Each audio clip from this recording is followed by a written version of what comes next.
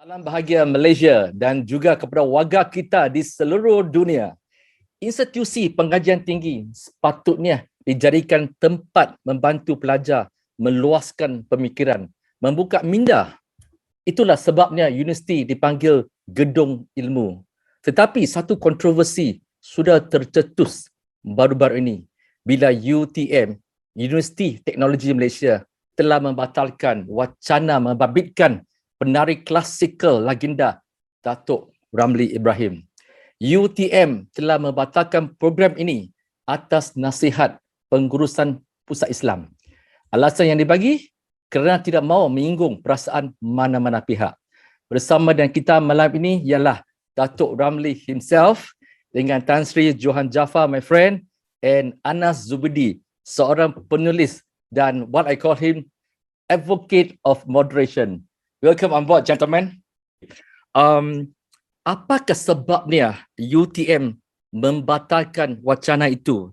What was the message that you wanted to convey?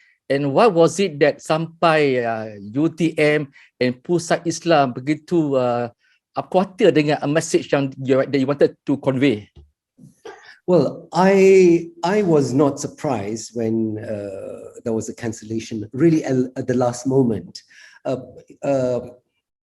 Kita tahu yang wawancara itu dibatalkan petang saja.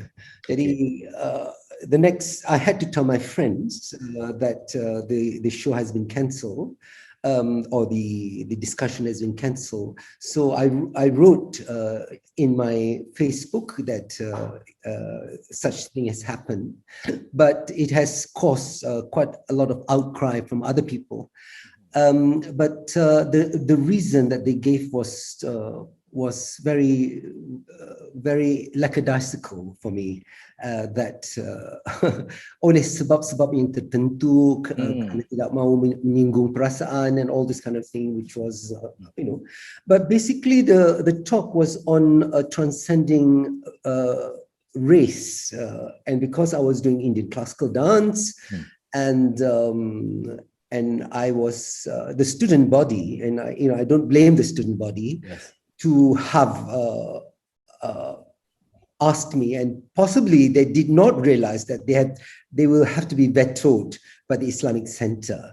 But I think this has happened, and this kind of censorship has happened not just in UTM but in many places where the Pusat Islam or JAKIM has kind of has done a kind of moral policing of whatever content that you do, So I think this not only has created a kind of atmosphere of insecurity for many people, but also it is very anti-creativity and anti-exposure of students. I mean, for this case, students to really explore the diversity that is what Malaysia is about, and so that when they go out, they are not kind of shocked that there are many points of view in life, and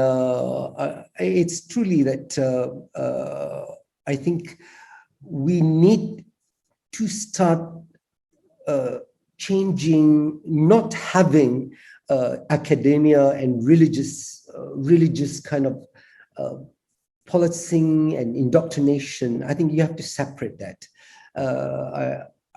or else I think we are not going to, this is a tipping point for us, because there are new policymakers that's coming, and they have to realize that it has been going too long, and there are a whole generation that has been brought up this way, and these are the leaders, these are the people that are policy makers later, and Malaysia is what you said, it's eventually going to be Talibanized soon, and this is not good for us. Yes. Tan Sri Johan? Dr. Ramli, you have been in this business for a long time. You are known to be a refined one of the best in this dance, the Odissi dance, and also you specializes in a lot of things, among which is of course Bharatanatyam. You have been doing this for a long time. There have been criticism, but why this time you make it a decision to basically stand up, and even you use the word religious thuggery to make your point. Why now? Well, I really, all this time I've been functioning, but I've always functioned outside the government institutions. So I don't track with very much government institutions, and for that simple reason. But recently, when we were doing Malaysian Gerak Angin, a Malaysian virtual arts festival, we really needed to eventually do a censorship of our costumes, for example. And although that particular costuming was on the Cempaka dance school that is doing a lot of musicals, and it was okay for that, but we need to cancel that part because it was too revealing, or it was not appropriate, So we started to also have this more or less a personal censorship already, So this is a very limiting, you start controlling your creativity, and this cannot do or that cannot do. Actually, we have become worse because it was not like, there were times when I remembered in the 80s, when we are more freer, even 80s, and surely, in the 70s, we were even freer. The times of Ramli and all that, you can see that people were much more liberated. People are more constricted now, and I think there is a regression in terms of what they do, what they wear, what they do, what they speak on, and it's a pity. Can I follow up question, Datuk Sri Wong? Sure, please, yeah. Okay. You see, one of the things that we have been talking about for a long time is the very fact that some of the traditional performing arts, for instance, Mak Yong, Wayang Kulit, Menora, Ketoprak. So these have been, in some places, being banned and perceived as un-Islamic, which is against the tenets of the religion or whatever. So the artists have suffered because of that. Some of the finest performances has been cancelled because of that, and in some countries, in some states, that is known to be a cultural hub. This is a place where arts and culture flourish. It has now almost like there is no activity at all. So it is a sad thing, and the stifling of senimans, so to speak, as you have said. And what are you looking at in the future, Datuk Ramli, if this thing goes on? The future is very bleak, especially where Malay traditional performing arts concerned, because when the state government banned them, and this is part of that religious cleansing that was happening. I actually had the strong word. It was almost like a Malay cultural genocide that was happening in Kelantan and in Terengganu under PAS. When they banned it around the early 90s, even the federal government was not did not say anything, for fear of the political implication of that. But it took. I was one of the group saying that this represent Malay traditional arts par excellence, and to to stop them from performing, to cleanse them from performing. It's terrible. And instead, see, what happened is that even if you bring them to the university, it's not the same. It is in the community that they have originated, and it is in the community that they should continue to grow.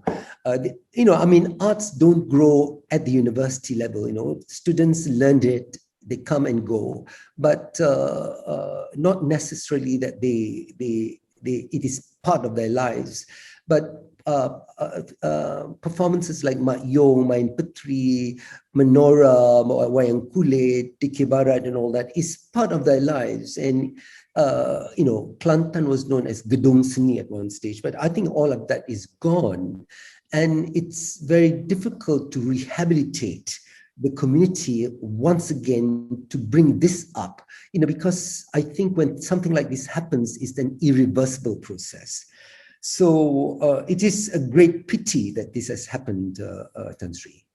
May I just share something? Yeah?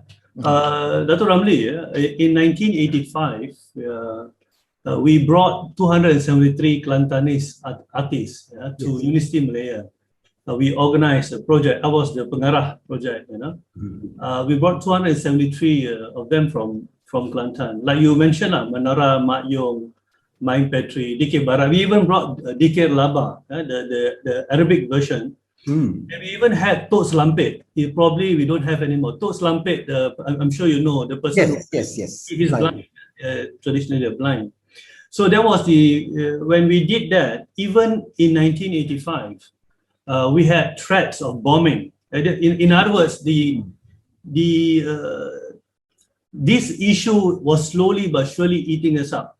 In fact, I have an interesting story to share, that because we brought something from Kelantan, and because I was constantly pushed, if I go somewhere it's dangerous, the Kelantanese Association sent 2 bodyguards wherever I go.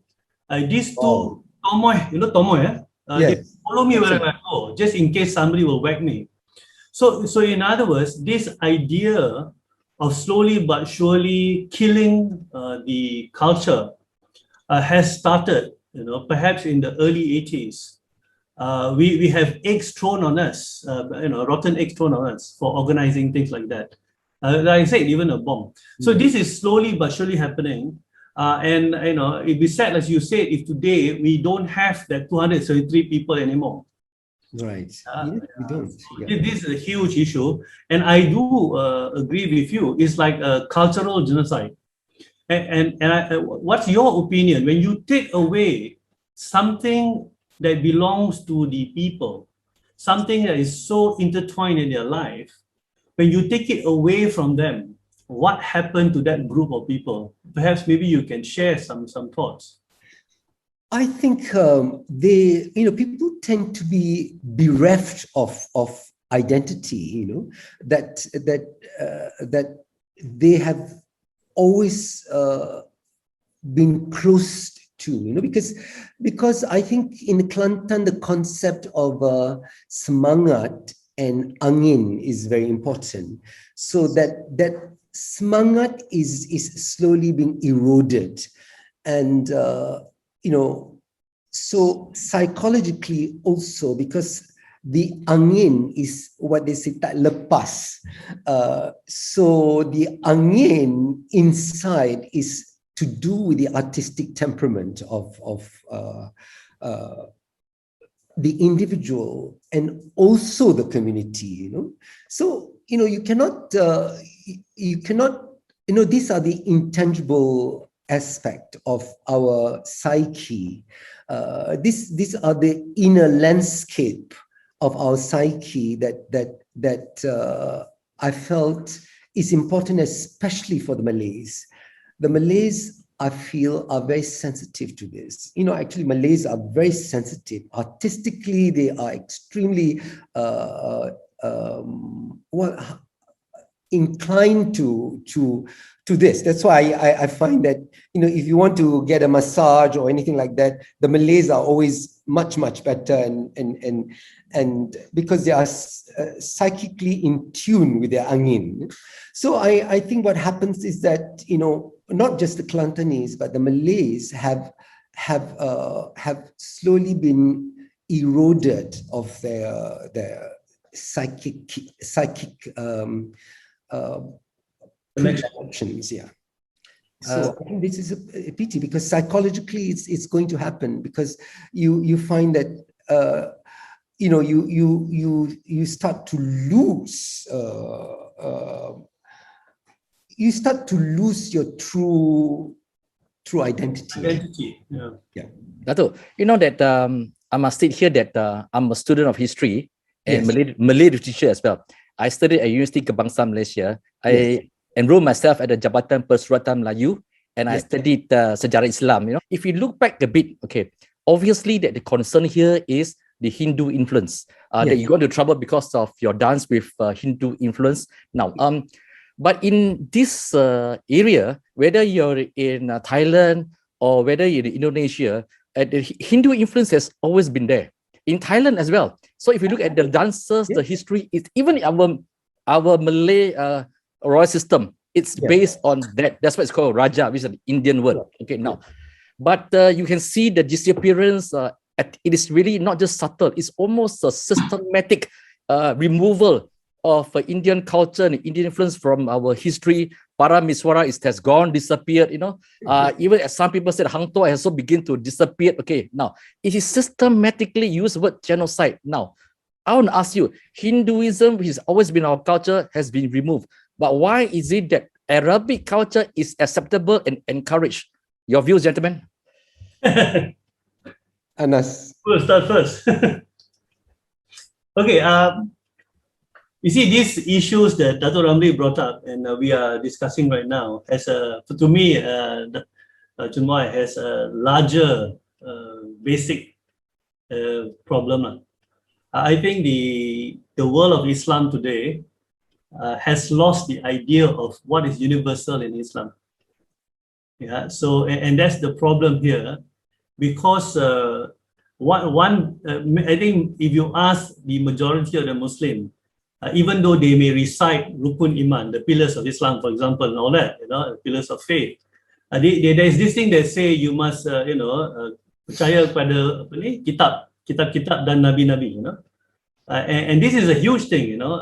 Nabi means, a prophet, you know.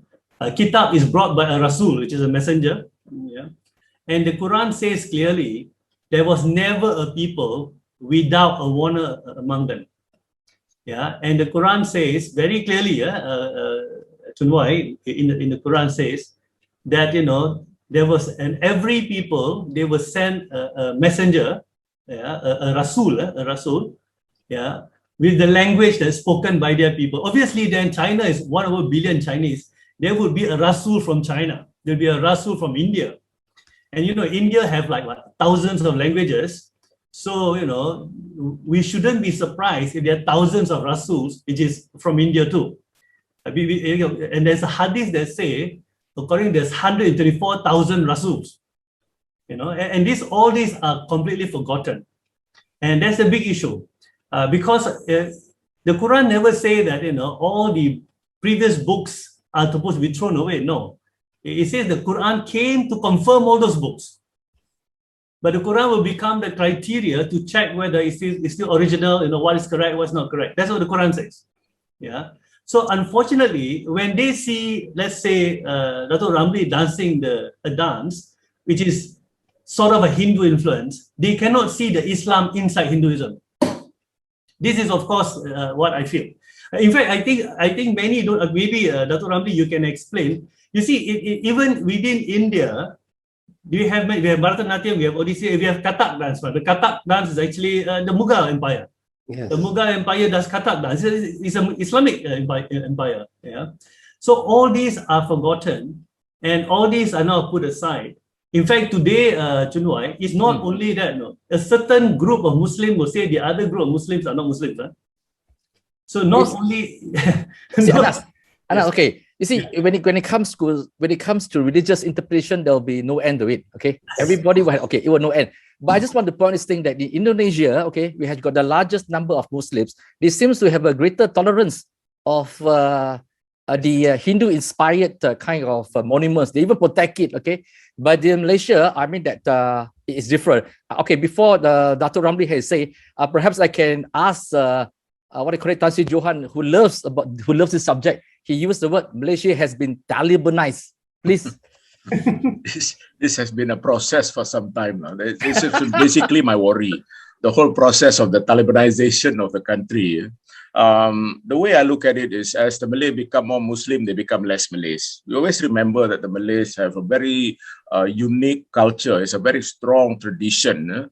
And it is within the DNA of the Malays that the growth of all kind of performing arts, culture, and everything. So basically, culture, arts, and the Malays are not something alien. But over the years, as we can see, not only in the way we do things, in the way we interpret religion, in the way we educate our children, it has become almost like, we want to be holier than thou. We want to believe that this is actually the kind of Islam that we want.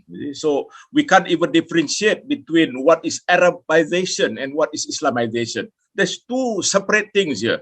You see, some of the rituals that we have been accepting and almost like taking it as part of the Malay culture now is basically the Arab thing. It's got nothing to do with Islam, but we cannot differentiate that. That is basically my worry, But I've known many of these people who have been in the arts and the culture who have been very disappointed.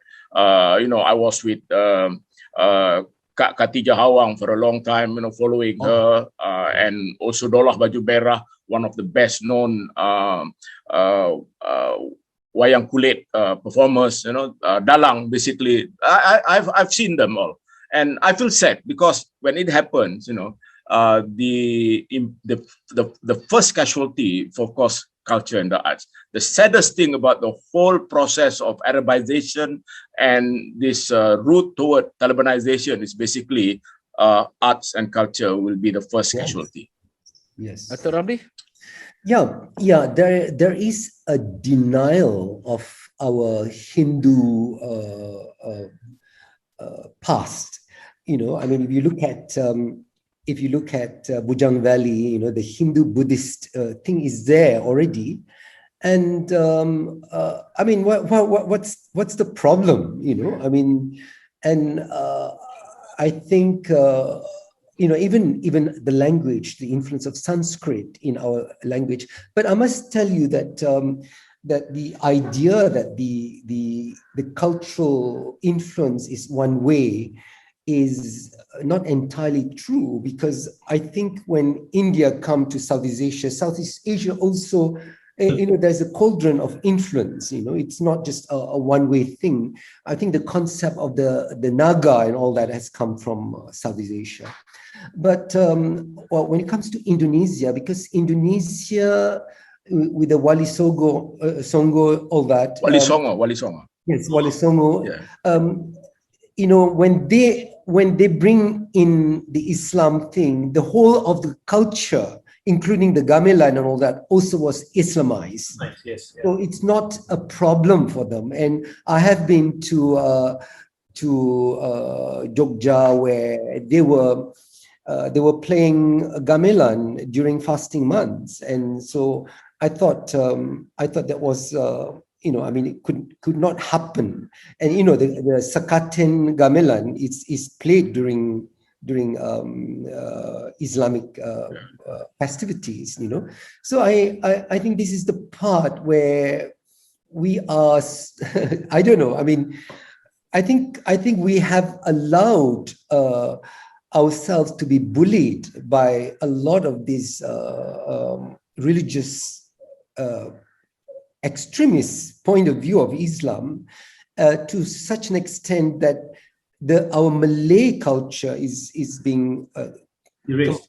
Yes. So I think we have to stop it now, and this is the tipping point where the next government and policymakers have to make a complete reset, complete overhauling of that. I mean, apart from the education system, other areas of city council where, city council people have their own circular thing that they shall not do, and all that kind of thing, and it has to do. And I think all the censorship in FINAS and all that kind of thing has got some areas where the Islamic Center is responsible. Dr. Ramli, I have a question for you. Dr. Ramli, yes. You see, one of the things, this is how people perceive you or people look at you. You are a Muslim, a Malay, dancing an Indian classical dance. That's it. People have in their mind, they ask this question, does that affect your faith? It's not at all a conflict for me, because what happened, my mother was an ustazah, so she used to teach all the, even Muqta Hashim's family would come over in the morning, and she'll charge 20 ringgit a month for all that. I like to tell the story where at one stage when I come back from Australia and I had to rehearse with all the Quranic reading too, and I said that, Mom, why don't I just give you the money and then you stop all this teaching, And then she told me that you stop your dancing and I'll stop my teaching. So, but anyway, I think this area of denial of the Hindu culture that has a strong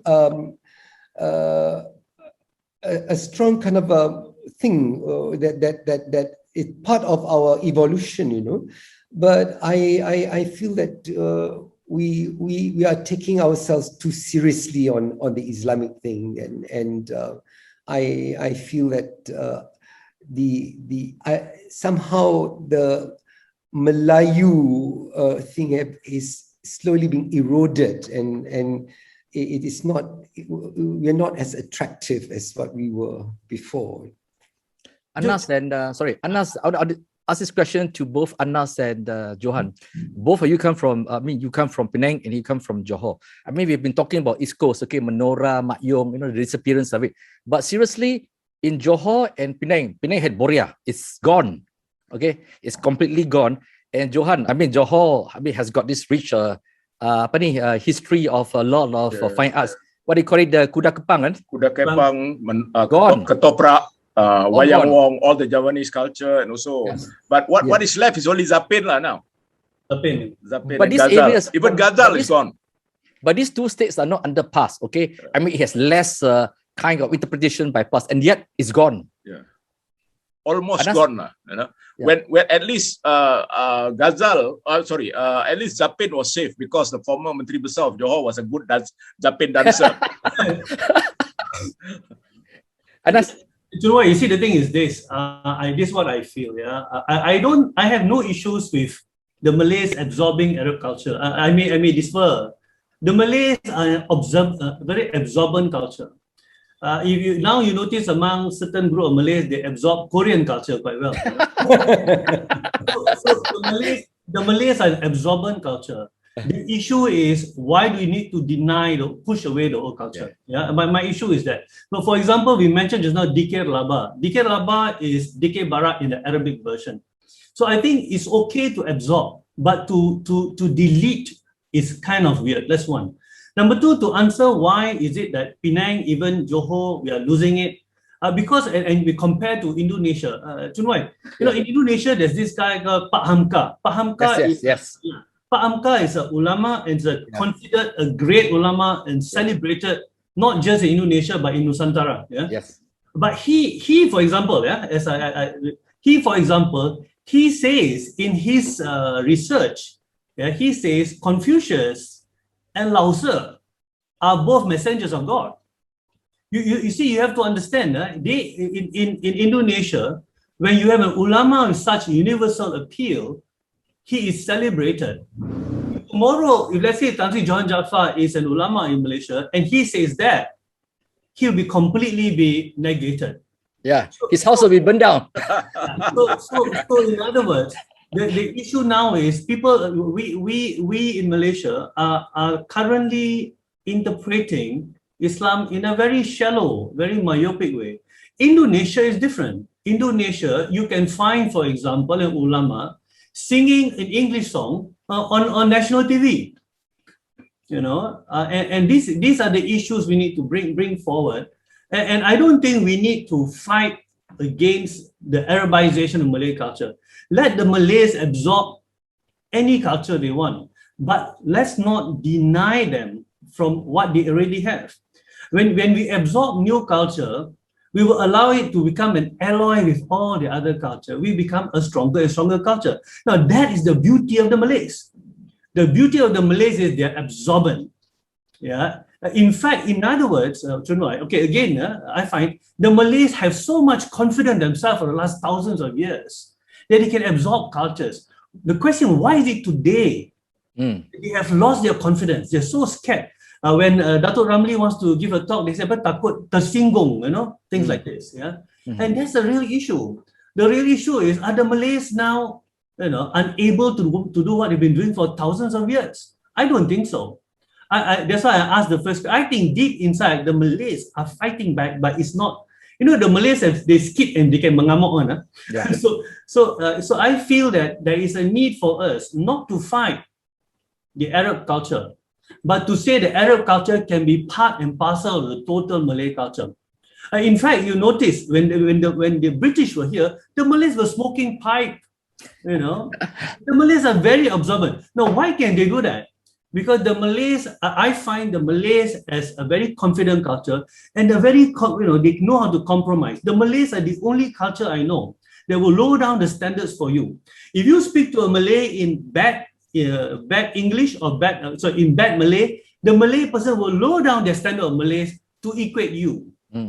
So in that way, the Malays has fantastic power within the semangat that they have is very strong. Not just in Malaysia. You go to Jogja, you go to Aceh. They're very, very powerful culture.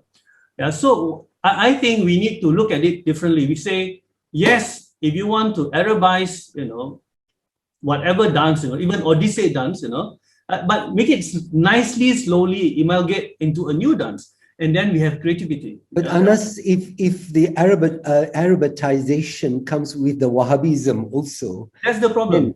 That's but Anas, if you look at it, that we're talking about protecting the Malay heritage, protecting the Malaysian culture, the Malay culture. Because if you look at it, nobody wishes Selamat Hari Raya anymore. Selamat berbuka puasa. It's been replaced by Arabic terms. So we can see the erosion of the Malay words and itself. See? Now, I want to bring this to Dr. Ramli. I understand that in Universiti Science Malaysia, they teach us fine arts. Okay, now, are we having this problem where you can teach, but you cannot perform? Do we have this problem in our universities?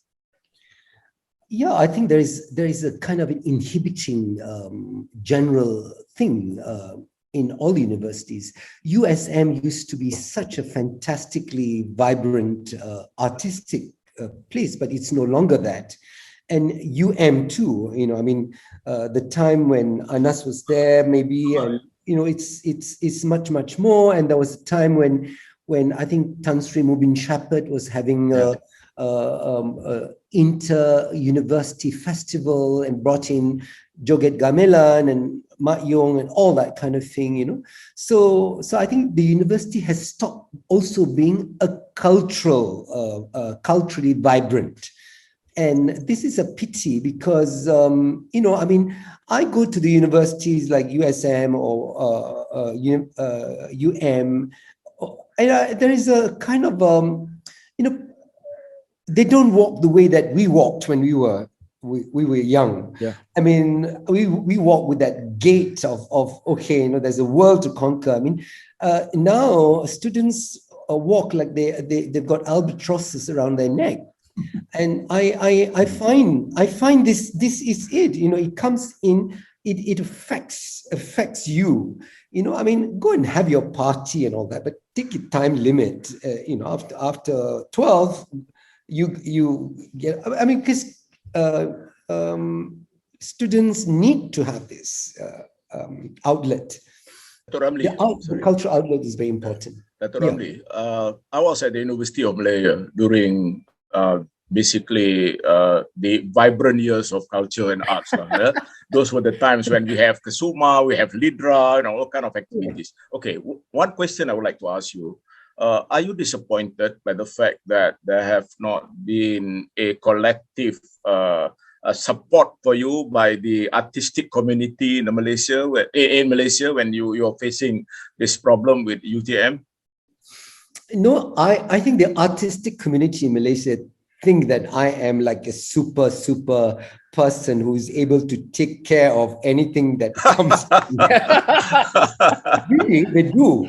I mean, I really feel that the artistic community, if they come to Sutra, because everything is looked after with so much love, I mean, I have a friend of mine who says that, this is not a place of a struggling artist, Ramli, I mean, I find that quite irritating, but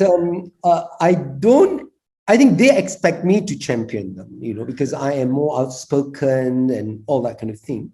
But they know this. They know the score very well. And I think the dancers are a little bit more sedate. I mean, in the that some of the great political comment is done by comedians now and actors. So, but the dancers somehow they are not so, they just want to kick their leg high up there, and that's about it. But I've learned to really kind of hit back when and also many people, Johan, think that then I'm being protected by some political figure or something like that. It's not true at all. Are you protected? No. I have the fact that I have survived all this while and survived relatively unscathed. That people think that he's really fine, he's got a foundation, he's got that. So that's the thing. So I don't expect that they will come in defense, but they do write to me and say that, good Ramli, we are very pleased. So they are in a way, because they are friends of mine. Yeah. And I keep very close contact with most of the dancers, whether it's Aswara or the Indian dance, Pratinity, or the Chinese dance, Dua Space, and I mean, they are very good friends of mine, but they're not perhaps as articulate, and they don't want to stir the pot. Okay, Dr. Ramli, one more question, Dr. Ramli. Yes. At least when you talk about language and literature, we have Dewan Bahasa dan Pustaka. Who's taking care of arts? We have, of course, the Ministry of Tourism and Culture, which culture is only a small portion of the entire construct of that ministry. So, and we don't even have an art council for Malaysia. So what is your comment on that? Well, I always felt that I think it's better for us to have an arts council. For example, now the position of JKKN has been hijacked by KKMM. So all that money is literally parked in Cendana and My Creative Ventures, and how the money is distributed is not, I mean, there is no accountability as who gets the money, what other companies has contributed to really consistently over the years. So all these are questions, and I think really I did mention in my article, Fixing the Arts and Culture in Malaysia, I did mention that perhaps a good arts council with several boards, including the specialists in dance, music, even Orang Asli, crafts and all that kind of thing, so that the expertise in each sections can advise as how money should be spent. But everything is ad hoc now. I mean, Parliament is not open, so we cannot discuss anything yet. How the money is being spent. So that's very dangerous, because I think bodies like Cendana in a short period has got millions of. Have you benefited from any of those funds, or have you been well funded by the government? I have not at all, but we are very lucky. YB Nancy has agreed that we did, a Malaysian virtual arts festival called Gerak Angin, where we featured 17 institutions taking in theatre, music, and dance in Malaysia. So that was very, very good. But apart from that, there is no consistency. There's no vision of where the direction of the performing arts, dance, or music will go. So as I mentioned before, now what happened is that all the money has, JKKN, which is in charge of the culture side, or rather the more serious culture, not just the commercial arts, they can survive, because they're commercial. But, the Mak Yong, the Chinese opera, or Indian classical dance, that need, these are our intangible heritages that needs that support. And it's unfortunate that vision is not there. I think now JKKN is just like, oh, what happened? We don't have any more money to do the things that we have to do. Yet we have all this quite wonderful theaters of the JKKN theaters in all the major cities. In Seremban, in Malacca, or even in Kangar, and nothing is happening. All that civil servant, all that people are just not doing anything at all. Okay, Dr. Ramli, we can achieve a lot of things, but do you agree that we are not a cultured people? Malaysians as a whole, we don't care less about culture and the arts. We are more interested in the economic side of things. We do not want to be people with a hati budi seni basically. No, I don't agree with that, because I think it is how we are cultivated. This idea of culture is also a question of how one is cultivated. And if the schooling, the universities are not promoting culture, the arts, the appreciation of beauty, paintings, then how do you expect the citizenry to be also sensitized? That's my question, actually. What do you think of the current happening in our school, especially primary schools? And what can we do? For example, in Bali, by the time a kid is 8 or 9 or 10 years old, they can do at least one Balinese cultural art or dance or something. How can we use the current, where are we now, and how can we use the current school system to ensure at least by 12 years old, before they go into, let's say, secondary school, each Malaysian kid must at least know one particular Malaysian dance or music or whatever. Yeah? So what's your comment on that? Indonesia, both culture and education is in the same ministry. So they are able to coordinate that much, much better. And Nadine, who is now the present young guy, Harvard trained and founder of Gojek, is now the Minister of Culture, Minister of Education. And he is extremely dynamic, and I think, if not mistaken, recently he has actually banned kids having to be forced to wear burqa in school. So it takes someone like that to change back again the system. And I think Indonesia under Jokowi it's on the brink of a quantum jump into something much more exciting.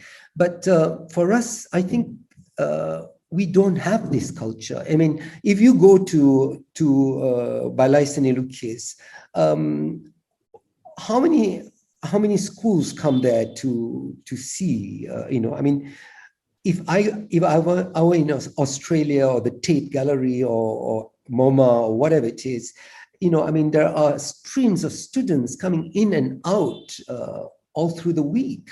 But we don't do that. We don't cultivate our students to appreciate beauty, such that when they become leaders and CEOs, they are still they don't think that culture is very important. And also the fact that Kuala Lumpur, you want it to be a business hub, it has also to be a cultural hub.